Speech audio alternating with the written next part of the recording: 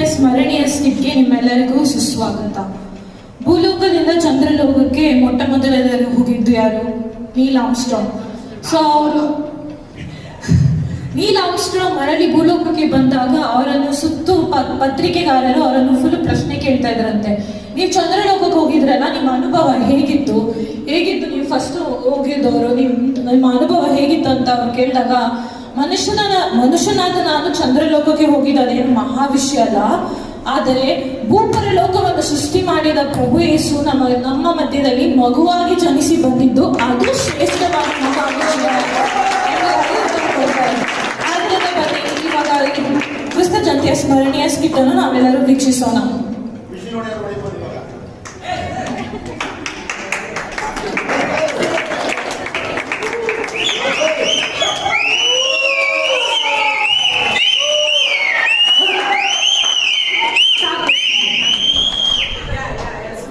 ಕನ್ಯಾ ಮಾತೆ ಮರಿಯಮ್ಮನವರು ದೇವರ ಆಲಯದಲ್ಲಿ ಪ್ರಾರ್ಥಿಸುತ್ತಾ ಇರ್ತಾರೆ.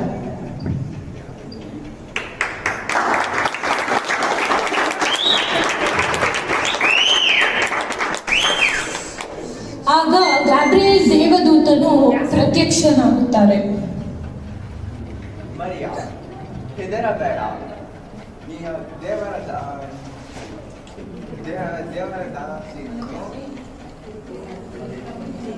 ಪ್ರಭು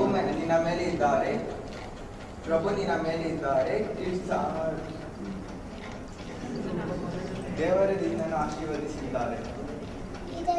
ಇದೆಂತ ಆಶೀರ್ವಾದ! ದೇವರ ನಿನ್ನ ಮೇಲಿದ್ದಾರೆ, ದೇವರು ನಿನ್ನ ಹೆದರ ಬೇಡ, ದೇವರು ನಿನ್ನ ಮೇಲಿದ್ದಾರೆ, ನೀನು ಗರ್ಭಧರಿಸುವೆ, ಒಬ್ಬ ಮಗನನ್ನು ಹೇರುವೆ. ಹೇಗೆ ಸಾಧ್ಯ? ನಾನು ಇನ್ನು ಮದುವೆ ಆಗಲಿಲ್ಲವಲ್ಲ.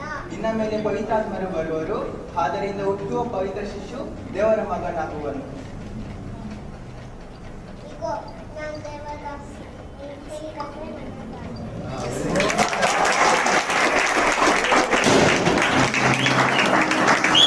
ಕನ್ಯಾ ಮಾತೆ ಮರಿಯಮ್ಮನವರಿಗೆ ನಿಶ್ಚಿತಾರ್ಥವಾಗಿತ್ತು. ಅವರು ಗರ್ಭವತಿಯಾಗಿ ಆದ್ದರಿಂದ ಅವರನ್ನು ರಹಸ್ಯವಾಗಿ ಬಿಟ್ಟು ಬಿಡಬೇಕೆಂದು ಅವರು ನಿರ್ಧಾರ ಮಾಡುತ್ತಾರೆ. ಒಂದು ರಾತ್ರಿ ಜೋಸೆಫರು ನಿದ್ರೆ ಮಾಡುತ್ತಿದ್ದ ಸಮಯದಲ್ಲಿ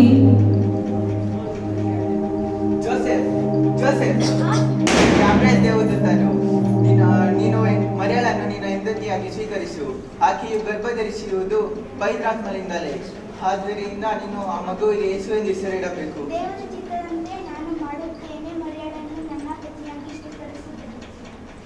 ಎಲಿಸಬೇತನ್ನು ಸಂಧಿಸಲು ಜುದೇಯದ ಗುಡ್ಡಗಾಡಿಗೆ ಹೊರಟು ಹೋದರು.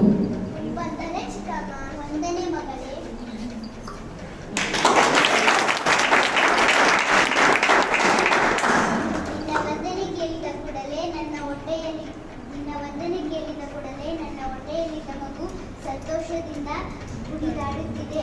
ನನ್ನ ಪ್ರಭುವಿನ ತಾಯಿ ನೀನು ನನ್ನ ಬಳಿ ಬಂದದ್ದು ನನಗೆ ದೊಡ್ಡ ಭಾಗ್ಯ. ದೇವರು ನಿನ್ನನ್ನು ಆಶೀರ್ವದಿಸಲಿ.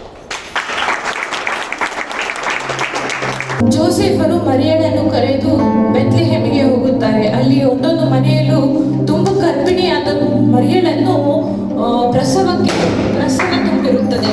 ಸೊ ಅವರು ಮನೆಯ ಬಾಗಿಲುಗಳನ್ನು ತಟ್ಟಿ ಸ್ವಲ್ಪ ಸ್ಥಳ ಕೇಳುತ್ತಾರೆ.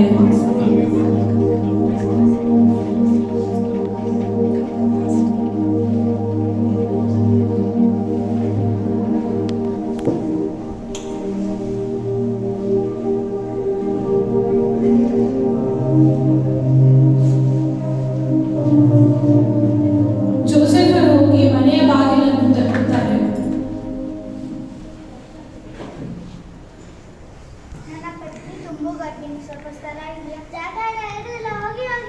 ಜೋಸೆಫರು ಬೇಸರದಿಂದ ಮತ್ತೊಂದು ಮನೆಯ ಬಾಗಿಲನ್ನು ತಟ್ಟುತ್ತಾರೆ.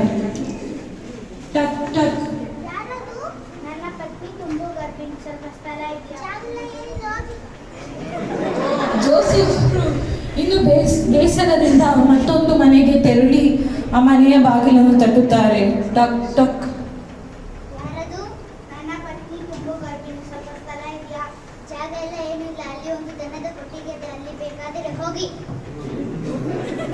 ಜೋಸೆಫು ಮತ್ತು ಮರಿಯಳು ಆ ದನದ ಕೊಟ್ಟಿಗೆ ಬಳಿ ಹೋಗುತ್ತಾರೆ.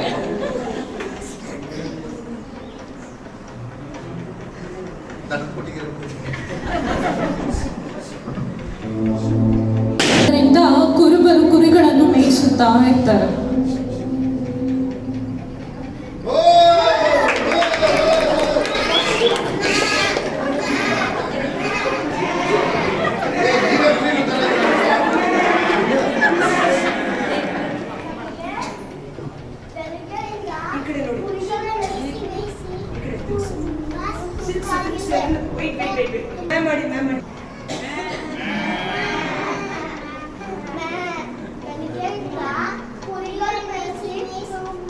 ಸುಸ್ತಾಗಿದೆ ಅಪ್ಪ, ತುಂಬಾ ಚಳಿ ಆಗ್ತಿದೆ. ಹಾಗಾದರೆ ಬೆಂಕಿ ಕಾಯಿಸೋಣ. ನಮಗೆ ತುಂಬಾ ಹೊಟ್ಟೆ ಹಸಿತಿದೆ. ನಮಗೆ ತುಂಬಾ ಹೊಟ್ಟೆ ಹಸಿತಿದೆ.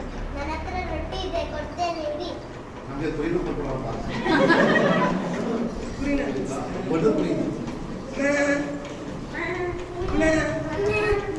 ಆಗ ದೇವದೂತರ ಗುಂಪೊಂದು ಅವರನ್ನು ಪ್ರತ್ಯಕ್ಷವಾಗುತ್ತದೆ. ಗುರುಬರೇ, ಹೆದರಬೇಡಿ, ನಿಮಗೋಸ್ಕರ ಸಂತೋಷದ ಸುದ್ದಿ.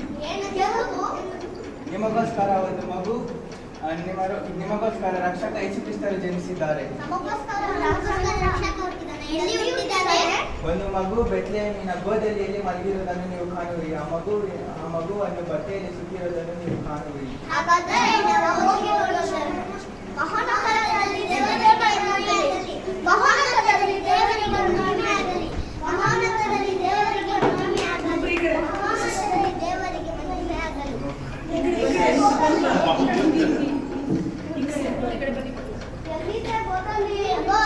ಬನ್ನಿ ಹೋಗೋಣ.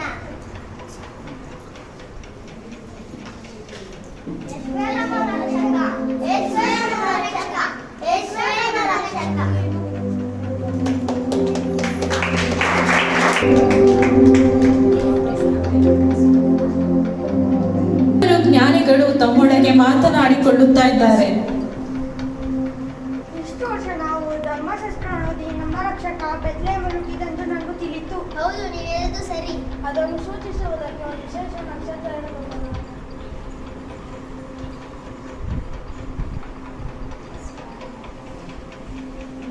ಅಬ್ಬೋ, ವಿಶೇಷ ನಕ್ಷತ್ರ.